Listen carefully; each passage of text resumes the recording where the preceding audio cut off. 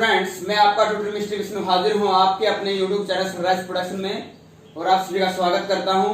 जैसा कि आज हमारा कंटिन्यूटी एंड डिफरेंशिएबिलिटी का जो एक्सरसाइज 1 है 6.1 वो कंप्लीट हो चुकी है।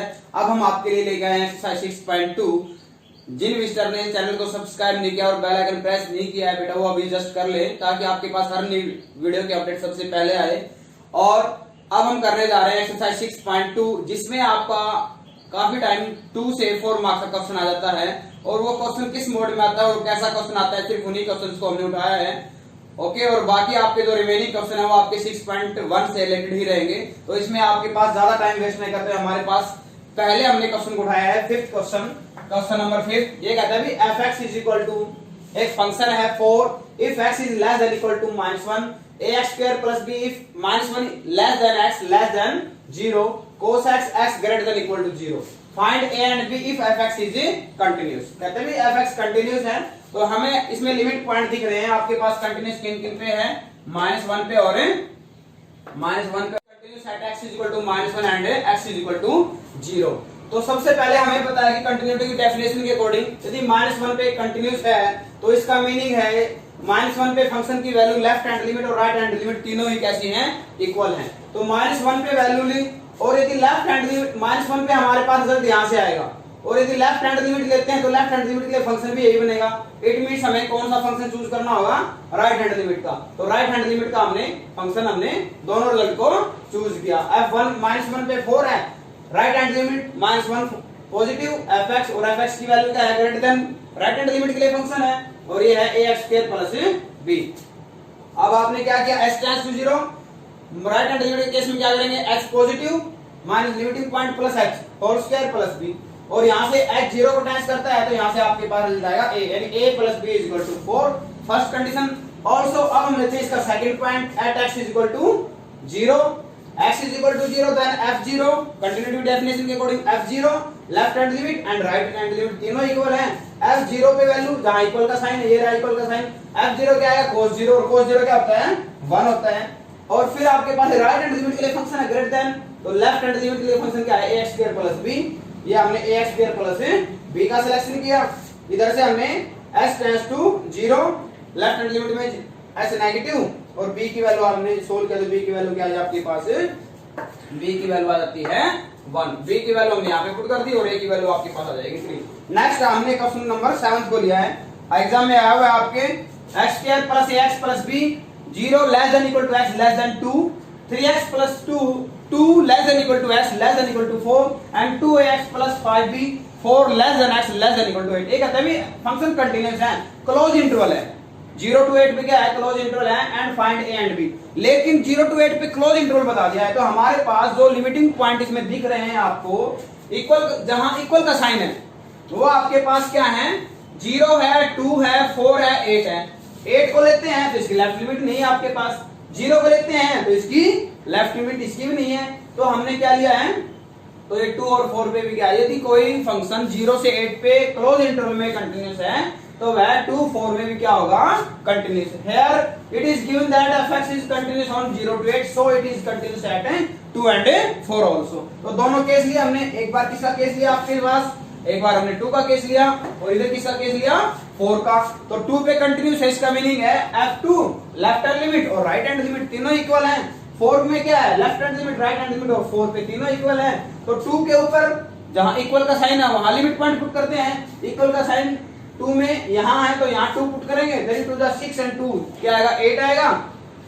और ये हमारे पास x greater than equal to 2 है, ग्रेटर देन है मतलब राइट हैंड लिमिट का फंक्शन है, तो हमें कौन सी लिमिट निकालनी होगी? लेफ्ट, क्योंकि यही राइट ही ले लेते हैं तो आपका रिजल्ट अगेन 14 ही 8 ही आएगा। तो हमने लेफ्ट हैंड लिमिट के फंक्शन को चूज किया। फंक्शन को चूज करते हैं तो आपके पास यहां से वैल्यू क्या आ जाती है? 2a + b is equal to 4 first equation. जब हम 4 को लेते हैं तो आपके पास यहां आएगा आपके पास 4 के इक्वल का साइन कहां है? यहां देखो, इसमें पुट नहीं करेंगे, इक्वल का साइन यहां है तो x किस में पुट करेंगे? 3x + 2 में, तो वैल्यू क्या आएगी? 14। ओके, अब ये आपके पास x लेस है, लेफ्ट हैंड लिमिट का फंक्शन है, तो x ग्रेटर है, हमें कौन सा लेना होगा? राइट हैंड लिमिट का। तो हमने राइट हैंड लिमिट का फंक्शन लिया, ठीक है।